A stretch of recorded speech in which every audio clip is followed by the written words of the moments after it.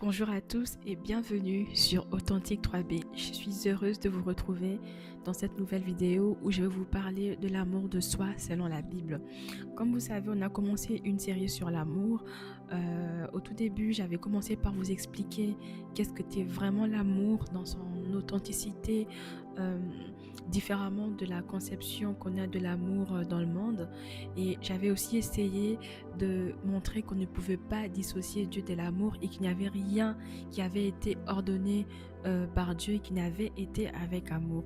Donc aujourd'hui, je vais parler de l'amour de soi parce que très souvent, on a tendance à vouloir aimer les autres, mais on oublie qu'il ne peut pas y avoir l'amour de l'autre s'il n'y a pas l'amour de soi. Nous sommes dans un monde où l'amour est souvent mal compris ou bien mal orienté, mais la Bible nous rappelle que le véritable amour, il commence par Dieu. Et en reconnaissant en tout cas ce que nous sommes en lui, nous apprenons aussi à nous aimer d'une façon saine. Et le but n'est pas de promouvoir l'égoïsme ou l'orgueil, non, pas du tout, mais c'est de comprendre que l'amour de soi biblique, c'est un acte d'humilité et aussi de reconnaissance. Donc, c'est de reconnaître que nous sommes créés à l'image de Dieu, nous sommes aimés, voulus et appelés à refléter cette lumière. Donc, il ne peut pas y avoir l'amour de l'autre s'il n'y a pas l'amour de soi. Donc, dans un premier temps, je vais quand même évoquer certaines raisons qui font qu'en tant qu'enfant de Dieu, nous avons tendance à ne pas nous aimer. Et ensuite, j'évoquerai aussi des raisons pour lesquelles il faudrait qu'on s'aime parce que justement nous sommes des enfants de Dieu. Et après cette vidéo, je voudrais vraiment que nous apprenions à nous aimer de façon équilibrée comme la Bible nous le recommande afin de nous permettre de pouvoir aimer correctement ceux qui sont autour de nous. Vous savez, la Bible ne parle pas directement de l'amour de soi comme le font les discours modernes aujourd'hui, mais elle enseigne sur le respect de soi, la reconnaissance de sa valeur devant Dieu et le fait d'aimer les autres comme on s'aime soi-même. Donc, ça implique que s'aimer soi-même, c'est une base saine et nécessaire. Aujourd'hui, je vais parler de l'amour de soi. Donc, c'est logique que je donne une toute petite définition de ce qu'est l'amour de soi. L'amour de soi est le sentiment d'estime, de respect et d'acceptation que l'on porte envers soi-même. Il consiste à reconnaître sa propre valeur, à prendre soin de soi sur les plans physiques, émotionnels, mental et spirituel et à se traiter avec bienveillance, sans orgueil ni mépris. Voilà. Donc aujourd'hui, je vais parler de l'amour de soi, mais beaucoup plus dans un sens biblique. Le but ici sera qu'après la vidéo, que chacun, en tout cas, puisse reprendre conscience de la valeur qu'il a aux yeux de Dieu, indépendamment de son travail, indépendamment de ses soucis, indépendamment de tout ce qu'il y a autour de nous, que nous puissions en tout cas nous rendre compte de notre valeur aux yeux de Dieu. Pourquoi il est très important de s'aimer soi-même? S'aimer soi-même, c'est déjà une sorte de reconnaissance envers Dieu, comme je disais. Moi, quand je m'aime, je reconnais la bonté de Dieu. En fait, je me dis, mon Dieu a pris un temps pour me créer. Il m'a créé avec amour, il m'a créé parce qu'il avait un but pour moi, il m'a créé parce qu'il voulait que j'accomplisse quelque chose de particulier avec ce qu'il avait mis en moi. Et vous savez, quand vous vous aimez, en fait, et comme je disais, c'est vraiment l'une des plus grandes formes de reconnaissance qu'on peut avoir envers son Dieu. Vous êtes l'œuvre de Dieu, je suis l'œuvre de Dieu.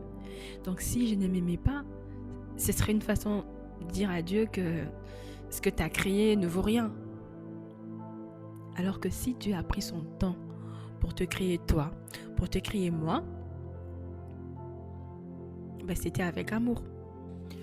Après avoir défini ce que t'est l'amour de soi, et pour continuer, j'ai fait une petite liste des raisons pour lesquelles on peut être amené à ne pas s'aimer. La toute première raison qui fait qu'on a souvent tendance à ne pas s'aimer, c'est le péché et la séparation d'avec Dieu. Dans Ésaïe 59, 2, Il est écrit, ce sont vos fautes qui mettent une séparation entre vous et votre Dieu. Donc quand l'être humain s'éloigne de Dieu, il perd le sens de son identité. Le péché fait naître la culpabilité, la honte et la peur qui nous poussent à rejeter ce que nous sommes. Et sans la lumière de Dieu, on se regarde à travers nos fautes plutôt qu'à travers son amour. Voilà, c'est le péché qui nous fait premièrement nous détester. On sait très bien qu'on n'est pas parfait et lorsqu'on tombe, on a souvent tendance à se haïr, à détester sa personne et on a tendance à penser qu'on ne mérite pas le pardon. La deuxième raison pour laquelle on ne s'aime pas, c'est l'ignorance de notre identité en Christ. Je vais lire Osée 4, 6. Mon peuple est détruit faute de connaissance. Donc il y a beaucoup de personnes qui ne s'aiment pas parce qu'elles ignorent ce qu'elles sont réellement. Les personnes vont souvent s'identifier par rapport à leurs erreurs, comme je disais, ou par rapport au passé, ou encore par rapport à ce que les autres disent d'elles, au lieu de se voir comme enfants de Dieu, rachetés et aimés. Et dans Éphésiens 2, 10, il est écrit « Nous sommes son ouvrage ayant été créés en Jésus-Christ pour des bonnes œuvres ». Donc si au lieu de s'appuyer sur les fautes, sur les erreurs, on pouvait juste prendre ce passage-là pour se dire qu'on a été créé pour des bonnes œuvres.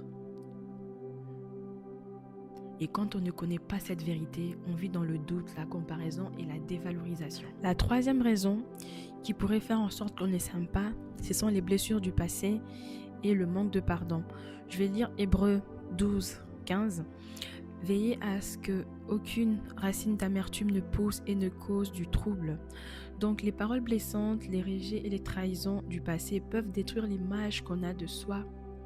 Vous savez, quand certaines personnes nous ont rejetés, quand certaines personnes ont tenu des propos vraiment très blessants, on a tendance à se remettre en question. On pense qu'on n'est pas assez bon, on pense qu'on n'a pas assez de valeur, on pense qu'on ne vaut rien. Et voilà. Et très souvent, c'est le rejet des personnes qu'on aime qui nous pousse à nous détester aussi. Et quand on garde la rancune ou la honte, on laisse ces blessures déformer la perception que Dieu a voulu pour nous. Et donc, il faut apprendre à se pardonner et à pardonner aux autres. Donc, c'est une étape essentielle pour trouver l'amour de soi selon Dieu. Donc, c'est pourquoi Dieu nous appelle beaucoup au pardon. La quatrième raison qui ferait en sorte qu'on ne s'aime pas, c'est la comparaison et la recherche de l'approbation des autres. Je vais lire Galates 1:10. Est-ce la faveur des hommes que je désire ou celle de Dieu? Donc on sait souvent de s'aimer lorsqu'on se compare aux autres et qu'on cherche à plaire aux autres au lieu de plaire à Dieu. La comparaison, donc, elle engendre l'envie, le complexe, la jalousie et le sentiment d'infériorité. Donc Dieu, lui, il nous appelle à vivre selon sa grâce et non selon les standards du monde. Donc on peut retrouver cette idée dans le psaume 139, 14. Je te loue de ce que je suis une créature si merveilleuse. Est-ce que des fois tu te réveilles le matin, juste tu te regardes dans le miroir, tu dis « Waouh, merci mon Dieu, je suis merveilleuse juste parce que tu m'as créée ». Il faut apprendre à se dire des belles choses. Il faut apprendre à se parler positivement. Apprendre à voir ce qu'on a de bon en soi. La cinquième chose qui peut faire en sorte qu'on ne s'aime pas, c'est le mensonge de l'ennemi. Je vais lire Jean 8, 44.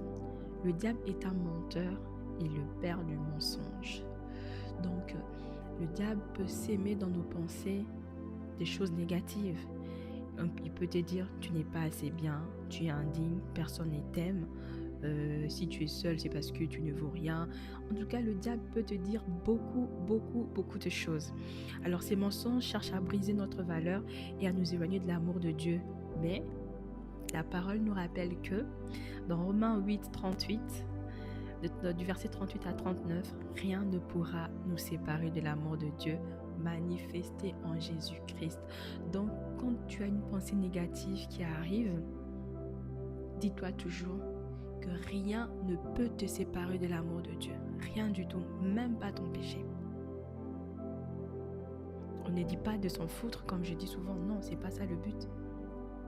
Mais le but, c'est que quand on tombe, de se rappeler que Dieu m'aime au-delà de tout ça. Que j'ai fait une chose qui n'est pas convenable, mais je suis aussi capable de m'améliorer. Voilà, c'est de ça qu'il faut se rappeler, que Dieu nous pousse vers la perfection, vers l'excellence. On ne sera pas parfait, mais on tend vers. Et c'est ça le meilleur exercice à continuer à faire, à ne pas baisser les bras. Et la toute dernière raison que j'ai relevée, c'est le refus d'accueillir la grâce. Donc, alors, je vais lire Éphésiens 2:8, pardon. C'est par la grâce que vous êtes sauvés, par le moyen de la foi. Donc, certaines personnes ne s'aiment pas justement parce qu'elles n'arrivent pas à croire qu'elles méritent en tout cas l'amour et le pardon de Dieu. Elles pensent qu'elles sont si misérables, elles sont si sales, qu'il est vraiment impossible que l'amour de Dieu puisse opérer dans leur vie. Pourtant, s'aimer selon la Bible, c'est recevoir la grâce, accepter d'être aimé même imparfait et marcher dans la liberté que Dieu offre. Donc, il y a beaucoup de raisons qui peuvent nous pousser en tant qu'enfants de Dieu à nous éloigner de l'amour de Dieu. Mais n'oubliez pas, rien ne peut nous éloigner de l'amour de Dieu. Ni la mort, ni les pouvoirs du mal, ni la pauvreté, ni le rejet des hommes, ni... en tout cas, il n'y a rien du tout qui peut nous éloigner de l'amour de Dieu. Nous sommes chacun spécial aux yeux de Dieu. Dieu a quelque chose de particulier, quelque chose d'unique qu'il a mis en chacun de nous. Donc après cette vidéo, je voudrais que quelqu'un prenne conscience de sa valeur et qu'il n'attende pas en tout cas que cela vienne de l'extérieur, que cela vienne, je sais pas, de ses amis, de son conjoint ou encore de son travail, mais que cette valeur, cette reconnaissance de soi vienne vraiment de l'amour que Dieu nous porte. Très souvent dans la vie, on nous apprend à aimer notre prochain, à partager, à être là pour l'autre, ce qui n'est pas mauvais.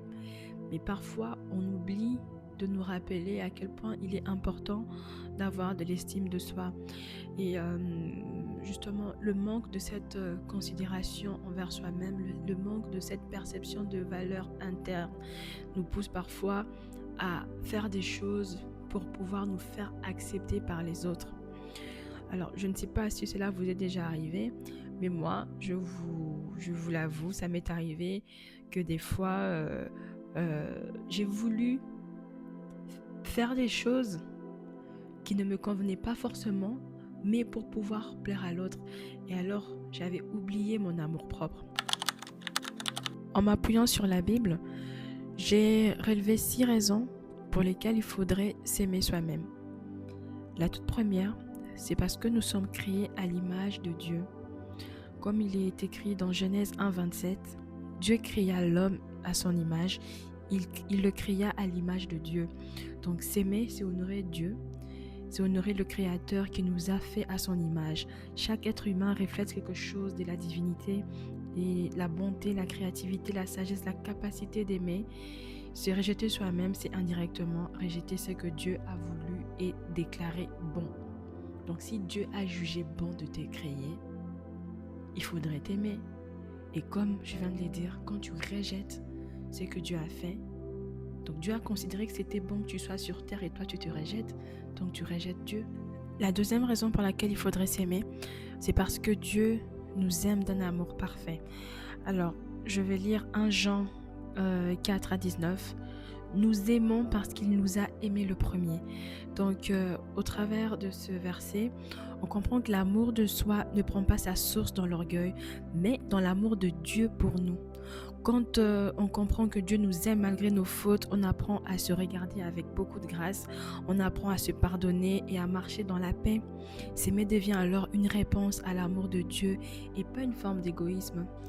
Parfois on culpabilise à cause de nos péchés ou à cause de notre nature humaine qui aime souvent nous rappeler ce qu'on n'a pas fait de bon. Mais voilà, parce que Dieu nous aime d'un amour parfait, j'apprends à m'aimer, j'apprends à me pardonner au-delà de ce que je fais. En fait, avec ce passage aussi, on arrive à comprendre que l'erreur qu'on fait ne nous définit pas forcément. C'est vrai que cela peut engendrer des conséquences, comme je dis toujours, mais Dieu nous aime malgré tout. Et c'est ça qui devait être le plus important, de ne pas regarder les erreurs commises, et en se disant qu'on n'est pas digne d'amour ou on n'est pas digne de valeur, mais de regarder au-delà, de voir l'amour de Dieu qui est plus grand. La troisième raison pour laquelle il faudrait s'aimer, c'est parce que Dieu nous a choisis et nous considère comme précieux. Je vais m'appuyer sur Ésaïe 43, 4. Parce que tu as du prix à mes yeux, parce que tu es honoré et que je t'aime. Donc, Dieu ne fait pas de nous des êtres insignifiants. Il dit que nous avons du prix et que nous sommes honorés et aimés. Donc, reconnaître cette valeur, c'est de marcher dans la dignité que Dieu nous donne. Ta valeur ne dépend pas de ta situation sociale, ta valeur ne dépend pas de la place que les gens te donnent autour de toi, mais ta valeur dépend de ton Dieu qui t'a créé et qu'il t'aime et il te trouve spécial, magnifique, authentique, unique. Il n'y a personne sur terre qui te ressemble. Personne. Et rien que pour ça, tu dois te lever le matin, être reconnaissant et être heureux de savoir que personne sur terre n'est comme toi. La quatrième raison pour laquelle il faudrait s'aimer, c'est parce que s'aimer permet d'aimer les autres. Donc je vais là m'appuyer sur Marc 12, 31. Tu aimeras ton prochain comme toi-même. Avec ce passage, donc Jésus établit un lien clair entre aimer les autres et s'aimer soi-même. Donc aimer les autres suppose d'abord de s'aimer soi-même. Celui qui se déteste ou se méprise aura du mal à aimer les autres sincèrement. Et s'aimer de manière juste, c'est de poser des fondations d'un amour vrai, équilibré et bienveillant envers les autres. Et c'est pourquoi moi aujourd'hui, en vrai, je n'en veux plus aux personnes qui sont haineuses, hautaines ou malveillantes. Parce qu'au fond, je me dis, est-ce qu'elle doit vraiment avoir un problème avec elle-même? Parce que moi, en m'aimant, j'aimerais faire à l'autre le bien que j'aimerais qu'on me fasse aussi. Donc voilà, à partir d'aujourd'hui, il faudrait surtout plus vous embêter pour toutes les personnes qui seront désagréables. C'est juste qu'elles ne s'aiment pas assez, parce que si elles s'aimaient correctement, elles apprendraient aussi à aimer correctement les autres. L'avant-dernière raison pour laquelle il faudrait s'aimer, c'est parce que Dieu habite en nous. Et je vais m'appuyer sur 1 Corinthiens 6, du verset 19 à 20.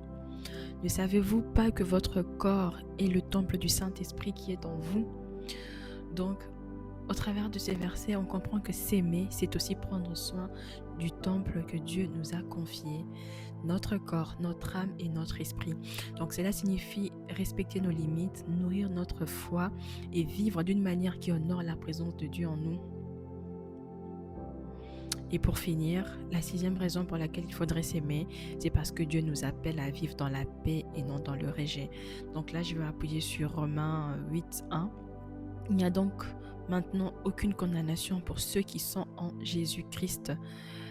Dieu ne veut pas que nous vivions dans la culpabilité, la honte ou la haine de soi. Non, il veut que nous recevions son pardon et que nous marchions dans la paix intérieure libre de toute condamnation. Alors, avec ces versets, on ne dit pas qu'il faudrait sortir et commencer à se donner à tout et n'importe quoi sans réfléchir, sans faire attention. Non, il faudrait faire attention, mais que nos erreurs ne soient pas pour nous une prison, pour nous dire que nous n'avons rien de bon en nous. Et malheureusement, nous vivons quotidiennement cette sensation, et surtout par rapport aux autres. Nous avons souvent tendance à garder les autres dans leurs erreurs. Quand, par exemple, votre ami n'aura pas fait correctement ce à quoi vous vous attendiez, au lieu de vraiment passer outre, l'aider plutôt à s'améliorer, à évoluer ou bien à avancer, on sera là en train de ressasser le passé. Oui, tu n'as pas fait ci, tu es un bon à rien, je ne peux pas compter sur toi, tu es une mauvaise personne, et on va se mettre en boucle à le dire à cette personne, et finalement cette personne peut aussi finir par perdre confiance. Donc même par rapport à nous-mêmes, on a parfois tendance à se répéter des paroles négatives en rapport avec nos erreurs. Donc avec ce verset, il n'y a plus de condamnation pour tous ceux qui sont en Christ. Donc, il faut être heureux, libre, parce que l'amour de Dieu nous a libérés de tout ça en fait.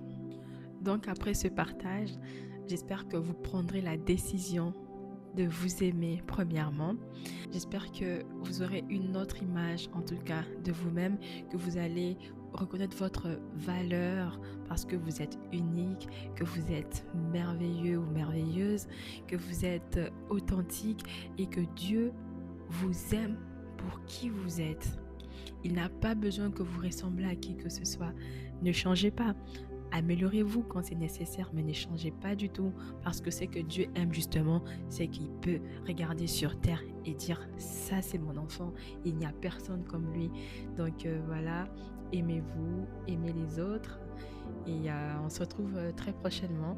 La prochaine fois, je pense que maintenant que j'ai parlé de l'amour, j'ai parlé de l'amour de Dieu, j'ai parlé de l'amour de soi, effectivement, la suite logique serait de parler de l'amour des autres. Donc, on se retrouve la prochaine fois pour notre nouvel épisode. Si tu es resté jusqu'à la fin et que ce message a touché ton cœur, n'hésite pas à aimer la vidéo, à la partager et à t'abonner pour soutenir la chaîne et rester connecté au prochain partage.